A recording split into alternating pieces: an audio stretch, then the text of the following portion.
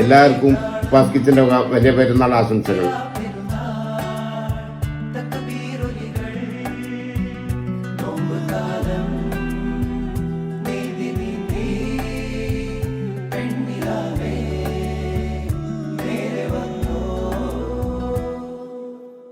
അലിയാരുടെ ഓമന ബീവി,